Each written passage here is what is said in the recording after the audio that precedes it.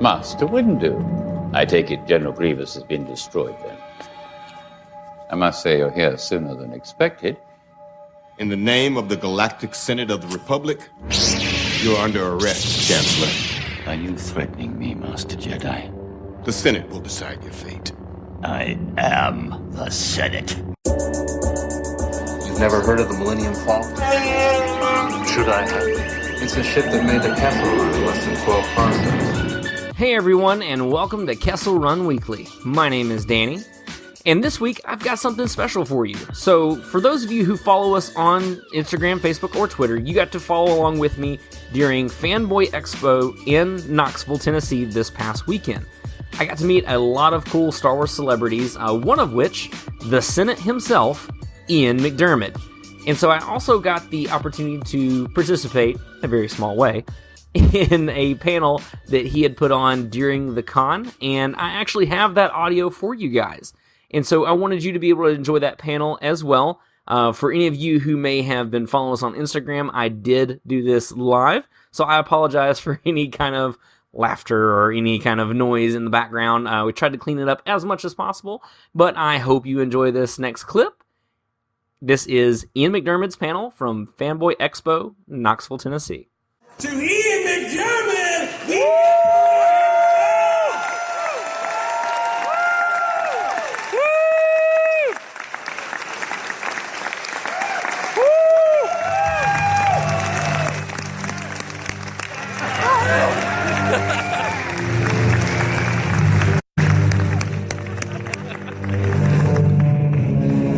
This is me. It is. Welcome to the dark side.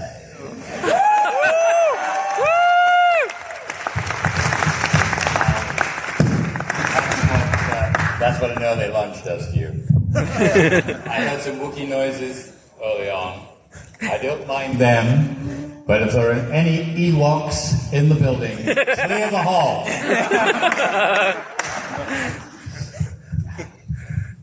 I didn't notice any Ewoks stand up. I think we're good. Okay. So guys, this is a Q&A. You will provide the cues, questions, and the answers will probably mostly be coming from here. Sure. Probably, yeah. If he deigns necessary to entertain you. All right. So I would like to see hands, or if you can, even like form a line for questions. I've got a feeling we're going to have a lot. That's So, good. Don't be shy. I see you, Dr. Strange. Come on.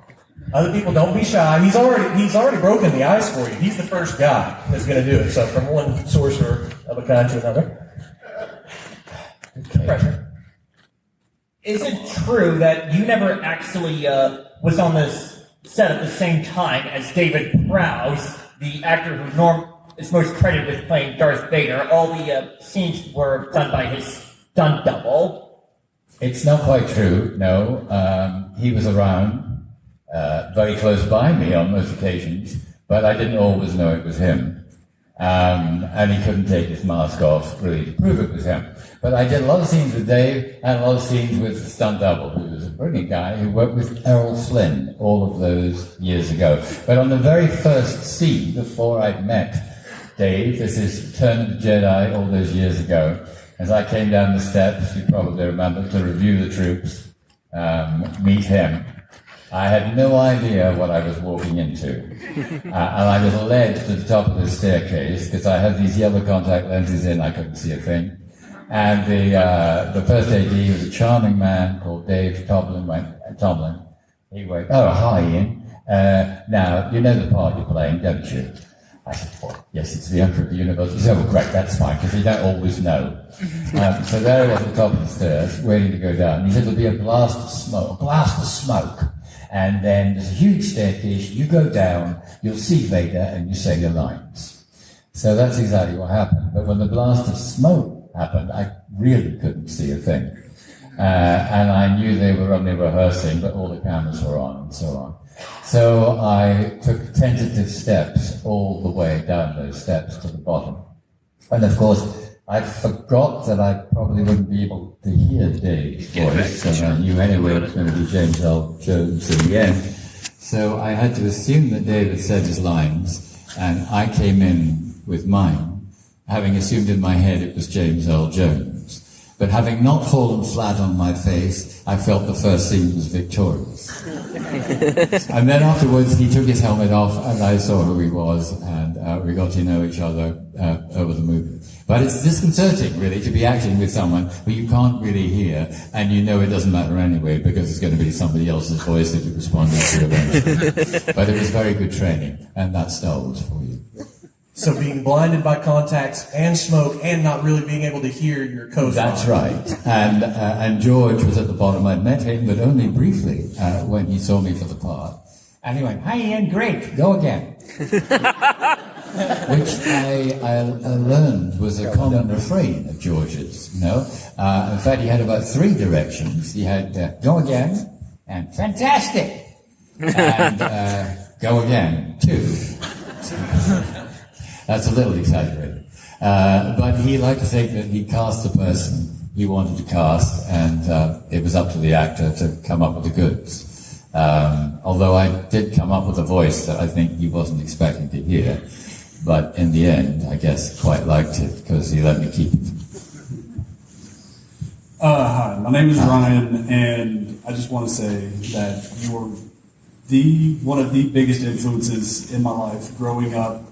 And you've even spread your influence from the universe into my little boy. He's 5 years old, and he absolutely loves the movies. God. And it's rather terrifying thought.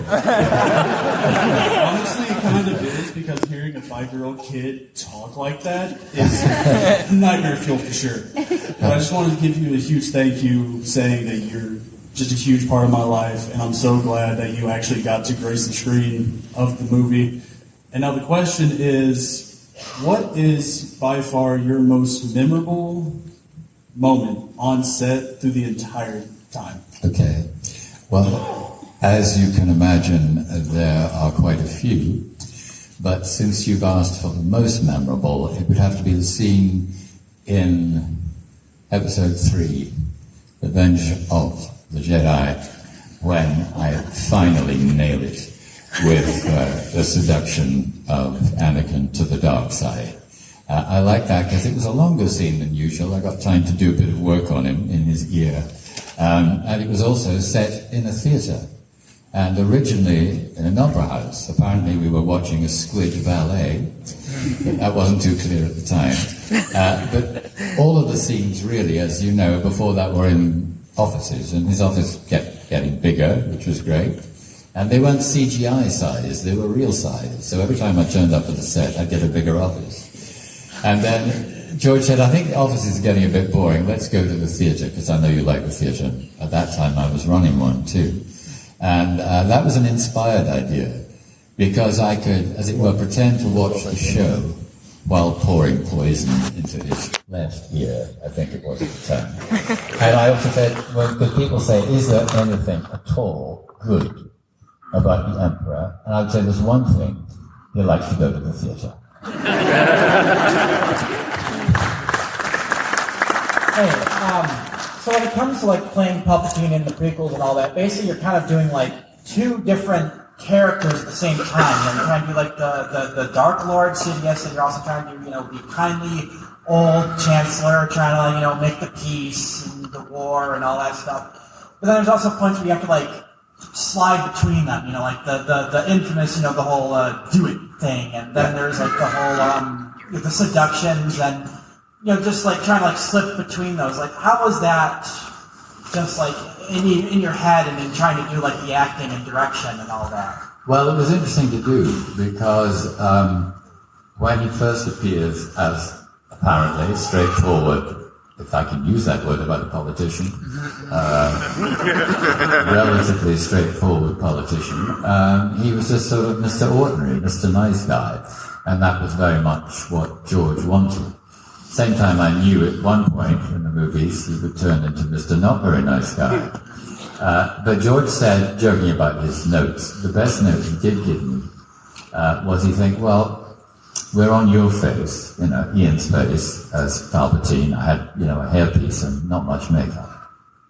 He said, think of your face as Sidious's, or the Emperor's, mask.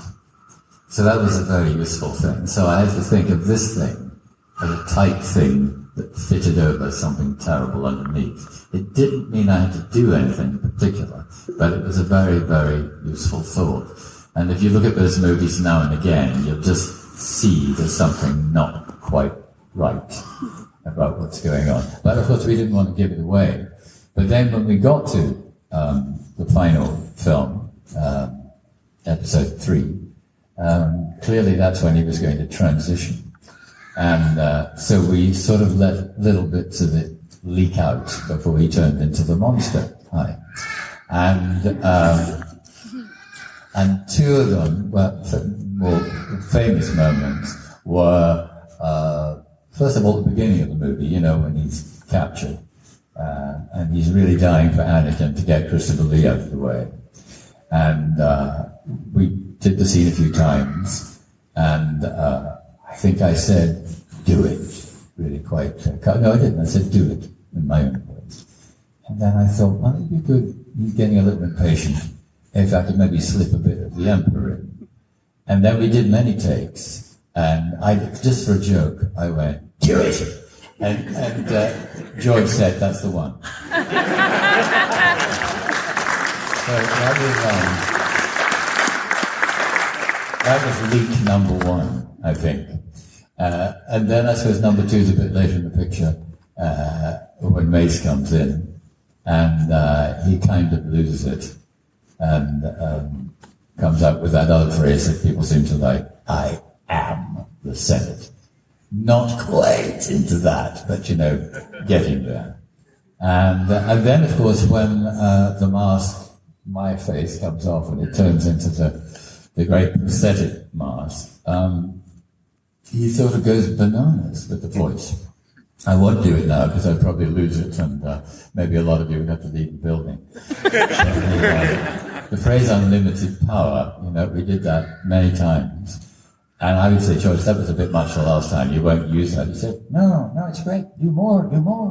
So he was talking to me like that. And he was doing this sort of, you know, frenetic thing. The only problem was, it was a busy day in the studio, and there was a lot of dust, as there always is. I mean, it's clean, but they can't clean everything. And 4 wind machines were being driven towards me at the same time. So as I was trying to do that, lots of dust was going down my throat. And the more I did it, the more dust. And the more dust, the better it sounded from George's point of view. No, Ian, it's really gravelly. I like that. You know, keep it gravelly. Like what, George? And then I exploded into the full man, and that voice came back after all those years. And but I suppose you know initially how I found it. I mean, when I saw the face, it was so horrible. You know, I went to sleep. 4 hours later, I woke up after the makeup and screamed, you know, by looking at that mirror. And I thought, it looks like a terrible, ugly, slimy toad.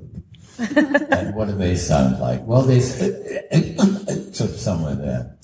And I was an admirer of a great Japanese actor. And Japanese actors are particularly great, stage actor. And it was actually a very young actor impersonating a very strong woman called Medea, from the play Medea. And he seemed to produce his voice from somewhere down in his stomach. Usually our best sounds come from the chest, which is there. That's the easiest thing to do. But I thought if I could get further down, it might be even more toad-like and menacing. So I practiced at home. And please don't try it at home. What it does sound like is if you're about to vomit. It sort of goes there, and then you start speaking with any luck, you know.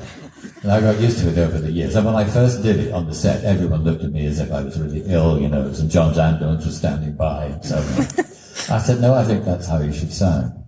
And eventually George and everyone else agreed too. So that's how it happened. And it was nice to get back to him in episode 3. Thank you, and great Lucas. Thank you. Yes, he's a little higher than the Emperor's voice. Hi, my name is Ambrose. I've been enjoying Star Wars since I could understand the concept of language. And I was wondering if there's anything about the Emperor that you wanted to change or felt dissatisfied with? Well, you see, George is very clever. And he got when I heard I was playing the Emperor of the Universe, you imagine grand robes and, well, a bit like what Snoke was wearing, later on. Another bit of it. Just a simple black robe with a hood that could cover the face or as much of it, as George wanted to show at any one time. And that was it. And a really sort of great makeup. And I think, in a sense, that's the gift of the part. I mean, if he did furbelows and endless cloaks and all the rest of it, it would have been sort of about the office a little more than the man. And the thing about having absolute power, I imagine, is you don't care about how you dress. And he was 120. He just wanted to be comfortable. So it was like getting up in the morning, putting on a robe, washing your face, not too closely, because it might come on. and there's a stick that came at one point, which I had, but after a while, I think once the electric lightning got flowing, I thought, no, he doesn't need that stick. So that was a sort of act of kind of brilliance. But if you analyze most of the costumes throughout the series and the voices and so on, although George just pretends, I got that idea for that guy's name on the bottom of an ashtray. And it may be true, but I think there's more thought than he will ever admit that goes into them all. And so you have that great cushion as a part. And as I say, and he says, he believes he's done the casting and the rest is up to you. So from that point of view, it's very relaxing, even though you're in this extraordinary thing called Star Wars. I'm a kid from Dundee. I thought, what am I doing here in the biggest franchise of all time? And I still sort of feel that a little bit. And then when people come up to me at conventions sometimes, but often just in the street sometimes, say, hey, you were very kind to say that I had a big influence on your life, and which is always worrying, what kind of influence. But my favorite one is one said, hey, you were on my duvet. He said, yeah, I've been underneath you for most of my childhood. I said, well, you won't mind if I don't record that. Thank you. That's it. I was just wondering, what was it like coming back after about 15 years to play the younger version of the same character? Yeah, it's all nuts when you think about it, really. I mean, I shouldn't have been playing the part at all, because they had cast someone who was closer to the age of Palpatine in Return of the Jedi, which is, George would never be specific, they'd said over 100 anyway. And they found this actor, I think he was in his 80s. Unfortunately, for one reason or another, he couldn't be insured. I think he found the contact lenses, which in those days were made of glass, quite hard to tolerate. So one lunchtime, I suddenly found myself in front of George Lucas and Richard Markman, because the casting director, who I knew very well, had seen me in a few things, not least in a studio theatre in London, playing a version of Howard Hughes when he was very old and very decrepit, in a terrific play worth reviving, I think by Sam Shepard, the late Sam Shepard, called Seduced.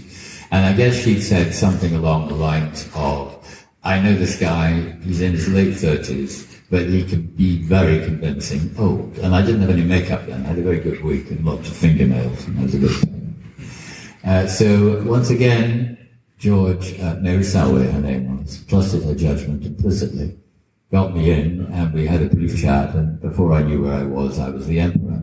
So at the age of 38, I was playing this guy who was 120. And then when George decided to do the prequels, which, he only decided late on, I think he'd always seen in his head the story as the gigantic Shakespearean arc. But then when Vader became the most popular character that he did, we thought, well, it'd be a good idea to go back and tell his story. I was then the right age for the Chancellor, which was in my 50s, and there was no reason he should cast me. But when I went in that day to meet him again for the movie, or just to say hello, I wasn't quite sure which. And I went in, and he was wearing the same shirt as he'd worn 30 years ago. And he said, "Can I get you something to drink?" I said, "Well, one of these. I'll have a water. Thank you very much." And then he said, I won't do the voice again, it's boring. He said, "Do you know anyone who wants to play an emperor?" I said, "Well, funny you should say that." He said, "Okay, you can give the water back." So that was his way of telling me I'd still got the part. And then he started to tell me a little bit of the story of the prequels. But he told me about two people. He told me about this guy who was, the nice politician that we've referred to, and then somebody else who was a real villain of the piece. And I thought, oh no, I want to play the real villain of the piece. And it was only on the first day of shooting when I realized it wasn't a mistake in the shooting order, and my name was opposite somebody called Darth Sidious, that I realized what was going on. Nobody else did. He didn't tell anybody else. And then as the film progressed and the holograms appeared, you have to be pretty dumb not to work it out. But all of the other actors didn't know. Ray, of course, knew, because I had scenes with him in my hood. But I remember at the premiere, Liam Neeson coming up to me and saying, "My God, Ian, it was you bastard."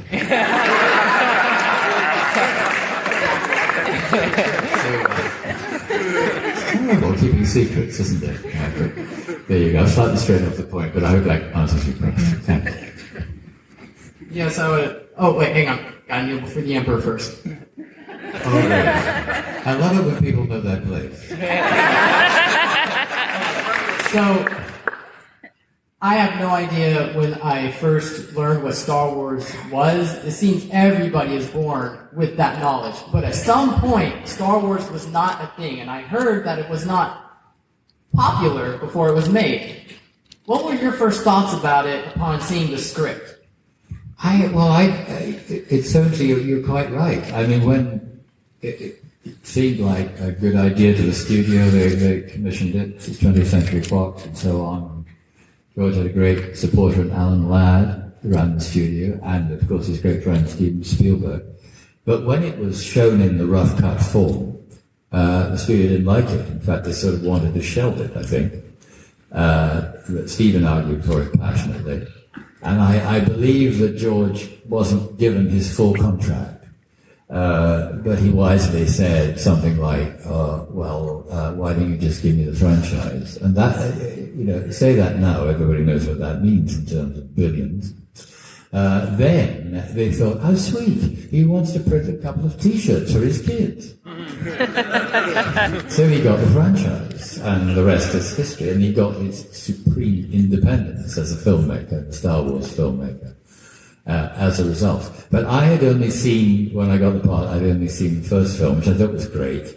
I mean, it was all the things he said it was. It was like this early Saturday morning movies that I used to go to when I was a kid, with cliff edge, endings, so that you go back next week and find that your hero wasn't going to die after all, he would be miraculously rescued. And it was a great, exciting adventure movie for kids of all ages. And then to find myself in it, as I said earlier, was a complete astonishment. And it's interesting about the script, because you know what Harrison said about it, I won't repeat that, the implication was it wasn't the best piece of writing he ever come across, and that William Shakespeare's memory was still intact. But my scenes in Jedi, I thought there's a lot to be done with those very simple lines, which over the years, to everyone's astonishment, certainly mine, have become sort of, phrases that people like to repeat and are very attached to. They're very simple and they get to the heart of things. Once when we were watching the great John Williams conduct the London Symphony Orchestra when they were adding the soundtrack to, I think it was Attack of the Clones I was watching. And so the screen goes silent and John's doing his magic. And at the moments of silence, I said to George, this is just like a silent movie. He said, it is a silent movie, in a sense. But the action, the excitement that the acting contained and the music contained ought to be able to be transmitted to the audience rather before the words. And, you know, he'd be the first to admit he wasn't the greatest screenwriter in the world. And indeed on the sequels, a number of other people were approached about writing them. But the problem is George's ideas are so strong, and if they don't match what he has in his head about how the film will look and how the technology will work, it won't work. So in the end he decided, not because he's obsessed with writing, that he would write all 3 movies because he thought it would be simpler and cause less fuss in the long run. But all sorts of distinguished names were mentioned about writing these films, and it would be very interesting if they'd been brought on board. The same was true about directing. He also felt that, as the concept was in his head, he would always be saying to the director, well, I'm sorry, I don't need to do that because this is going to happen later. And that would make for a good relationship, which is why he ended up doing it. But what's so good now that they belong to Disney, is that the whole of that world, I mean, you could say, it's a pity George is no longer involved as directly as he was before. I think a lot of people feel that. But it's now opened up to all these other wonderful artists, directors, writers, new actors, and so on. And so the whole series lives all over again, refreshed by new people, most of whom, like you, grew up with the movies, are thrilled by them, and want to continue the tradition, but by reinventing it. Hi. I was wondering, what is your favorite Palpatine moment that you got to perform out of all of the 6 movies that you were involved in? Yes. Hard to say, but again, there are so many. I think I'd probably go back to my favorite scene, the one I mentioned earlier, at the opera. When Anakin is just almost there, and the Emperor is really inviting him to betray everything he stood for up to now. And the phrase is just quite simple, it comes out, not from a Jedi. And in that he recognizes that Anakin wants power, and if he wants power, he has to become a Sith. Simple as that. But that was an example of a very good line, you see, that just did its work. Thank you. Can you please tell us the tragedy of Darth Plagueis? Leave this room immediately. I don't think that Palpatine was too upset when he died. Let's put it that way. Hi, I just wanted to say I'm a huge fan of the prequels. I wanted to know, how does it feel to be like one of the best elements of the prequel trilogy? Well, it's kind of you to say that. I think there are a lot of good elements in the prequel trilogy. There's Jar Jar Binks for a start. Yeah! I feel that Jar Jar in people's hearts is making a comeback, if not in actual movie terms. It always turns, doesn't it? You end up hating somebody later on, you fall in love with them. Or does it work the other way around? Anyway. Again, I had the opportunity to really, I didn't know it at the time, of course, to develop an arc of a part. It was like a sort of Shakespearean, transition. So that was a big gift. But there are lots of highlights. Some of the action sequences are absolutely extraordinary. And some of the characters, take your breath away. And that continues to be the case in all of the films that we've seen so far in the new series, whether they're the anthology side, Solo, etc., or whether they're the continuation of the arc, right up, I guess, until the final phase of the arc, which is episode 9. Nobody's specific, but I sort of feel that those 9 films will be part of I don't know what a 9-ilogy is, but that, and then something else will happen with new people, new directors, and so on. So that's interesting. And the thing is, what wasn't true when we all started was, you've told a simple story, and then you went on and told another story. Nowadays, people are alive to the advantages of the side story, the sidebar story, of following different characters at different stages in their lives. And what's interesting about that is how they mesh in with what's originally happened. And there are a lot of very cautious, careful people making sure that things aren't contradicted in the movies. That you've probably got a few examples of where you think they are. But it's a very intricate story pattern. And now, of course, everybody's doing it. Okay. Hello. I was just wanting to know that who was your favorite person to work with on set? There are a lot of favourite persons. Of course, I had a great time with Mark. That was the initial, because he's a lot of fun, apart from being a good actor.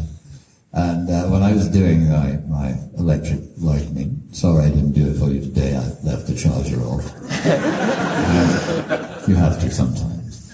And he's a great fan, was then, still is, of English comics. And there's a very well-known English comic who was a magician who always got things wrong. He was called Tommy Cooper. And he would do something like that. And he would go, just like that. And it would never work. So when I was on the other side of the camera doing, I hoped, terrifying electric lightning, which of course was added later, just standing there doing it just like Tommy Cooper. And he would go on the other side, just like that, being enormously helpful. Not all the time. So that was a good and striking moment and fun with Mark. But I also had a great time working with Hayden. He and I had a particular rapport, and we didn't, because that's the way things are, we didn't have too much time to rehearse, but we got on well, trusted each other, and good in each other's eyes, and that's always exciting. I've known Ewan for years. That was great. Natalie's delightful, and Christopher Lee was a hero of mine, so that was a big moment when he joined the picture. Because some of you were kind enough to say that my evil bag of bones transformed your childhood. Well, his Dracula certainly transformed mine. One of the great performances of all time, I think, is Christopher's Dracula. So that was thrilling. And in movies anyway, you turn up and suddenly you find you might be facing somebody you've worshipped for ages. You say hello, you do the lines, and then you're doing a film with them. So that's always exciting. Thank you, and long live the Empire. Oh, okay. Careful. Hey, Mr. McDiarmid, it's good to be talking to you. I've grown up with Star Wars, and it's just a thrill to be here. So thanks for coming. But my question for you is, while you were filming the whole saga, was there a particularly annoying or dreadful scene to film that was just... I don't know about annoying, but there was a difficult day. It was a day of the opera scene, the ballet scene, because I had to go through a lot. I had to do a bit of the fight, my bit, with Mace, and then I had to do the transition into the monster. And then we were due to do the scene in the opera, and it was a Friday, when everybody's a little bit, especially in Australia, looking forward to a nice sunny hot weekend. It was also the first AD's birthday, so there was a lot of background activity going on, champagne glasses being clinked in readiness for being served, and a certain gold robot was in charge of that. There was this thing we now recognize as the video village, which is a lot of people sitting behind screens watching what you were doing on the pretty big screens, and friends of the family, the cast, all sorts of people. So it doesn't make for maximum concentration. And it was 4:30, and we were due to finish at 5:30. And I assumed George was going to say, we'll pick up on Monday with the scene. He said, no, I want to do it now. He said, don't worry, if it's not great, we'll do it again on Monday. And Hayden and I didn't even have a chance to rehearse the lines, which is very unusual. And he said, we'll do it all on you, and we'll do it on Hayden on Monday. But that means the cameras would be on me, you'll be on the other side of the cameras. 2 cameras on the floor, roughly where you are sitting in the front row, to make me look as hideous as possible. It's usually the other way around in movies, How can we make him look worse? But these were manned by two great guys who gave me an enormous amount of confidence. And as you know, I had a lot to say. And he said, don't worry if you need a line, ask for it, you'll get it, don't stop. And amazing enough, through 20 takes, I didn't need to get another line, but my main preoccupation was the voice. Because, as I told you, I had all that studio dust and so on, quite apart from being tired after a big week. And to this day, it still sounds to me odd, more breathy than I would have chosen to do, because remember, it's not the Emperor yet, it just should sound a bit like I'm sounding now. So we did it, and George said, that was great, I can use that, and on Monday we'll turn around and be on Hayden. And I said, I'm a bit worried about the voice. He said, no, we'll listen to that, and we really like it. I said, oh, but it's very throaty. He said, yes, but it sounds as if he's in transition. So, amazingly enough, my sort of croakiness and 3 tons of studio dust contributed to the transition of the Chancellor into the Emperor. Thank you very much, sir. Okay. Hello, sir. I'd like to thank you for coming once again. And I was wondering, working on so many movies and them also creating more movies, do you think that the franchise as a whole has become too cluttered, or do you think people still feel the same excitement as they used to? I think, well, obviously when it started all over again, after Disney took charge of the operation, well, the great thing, of course, was the operation wasn't that different from what it was before, and as far as Kathleen Kennedy, who's a remarkable woman and a great friend of George, took over Lucasfilm. So that meant that certain things, values, if you like, would be maintained, which of course is what Disney wanted. You know, they didn't want us to come in and mess it all up. They wanted to come in and, make the next episodes of the saga even more exciting and even better and play to even larger audiences. So all of that was good. But when I heard they were going to issue one film a year, I thought that's maybe a little over-ambitious. But so far it doesn't seem to be so, although a few people think, I thought Solo was terrific. He's a wonderful actor. Alden Ehrenreich. There were many things in that film I really liked. Maybe, releasing that, as it were, after 6 months rather than a whole year was not so well advised. But as long as they continue to be exciting, the scripts are good, and introduce us to new characters or younger versions of older characters, I think they'll last. I mean, it was the first franchise, and it has a special place in everybody's hearts. Some people will like some films more than others, but goodness me, I mean, look at the prequels, or even look at the first 3. The Empire Strikes Back is most people's favourite of the first 3. A lot of them didn't like Return of the Jedi. It was those Ewoks, I think, if I can get personal from them. So there's always been a shift about, who likes what, whom, and who prefers which character. I think that also keeps it alive. If we liked all of them equally all of the time, then it would be a very bland experience. But the great thing about good stories and good movies is to find out what happens next. And as long as that principle is still maintained in an exciting way, it can go on forever. Thank you, sir. Okay. So, Mr. McDiarmid, are there any last words that you'd like to give us here in Knoxville? Well, I said do it, didn't I? Sorry? Oh, well, thank you very much. People are very kind. People always say nice things. I was in Las Vegas once. Oh, were you? Yes, I was. And in Venice, the Venetian, etc., the Las Vegas version of Venice, there's a guy in a gondola hunting. You hunt in a gondola? Or whatever you do, he was doing it. And he went, "You are the Emperor. We love you." And I went, I have failed totally. I have been beseeching your hate for over a large number of years. He said, "Yes, but we love to hate you." So I'd like to say go on loving to hate me, but unfortunately I'm dead. Thanks a lot. Thank you. All right, everybody, give it up for Mr. Ian McDiarmid, the Emperor himself. Thank you guys for listening to another episode of Kessel Run Weekly. I hope you guys enjoyed the panel as much as I did. It was truly awesome to be a part of and to be able to sit in on, and also to meet Mr. McDiarmid himself.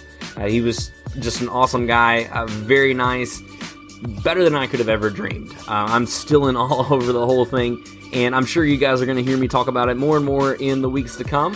Stay tuned for our next week's episode, which will be Solo and the Phantom Menace, where we talk about how Solo impacts the Phantom Menace and the saga overall. If you've been following that series, it's been a lot of fun rewatching the saga with Kristen, so definitely keep an eye out on that, because we have something special coming up after that week as well.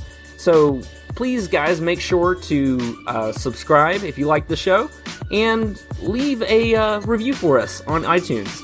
It definitely helps us get out there and everything, and tell your friends. You guys have been amazing and been showing us a lot of love lately, and we really, really appreciate you, and we love you back. So I appreciate everything you guys do. Just be sure, again, to subscribe if you're wherever you're getting this, and also follow us on social media at Kessel Run Weekly on Instagram, Facebook, Twitter, and our website, KesselRunWeekly.com. And again, thank you guys for listening to another episode, and until next time, may the Force be with you always.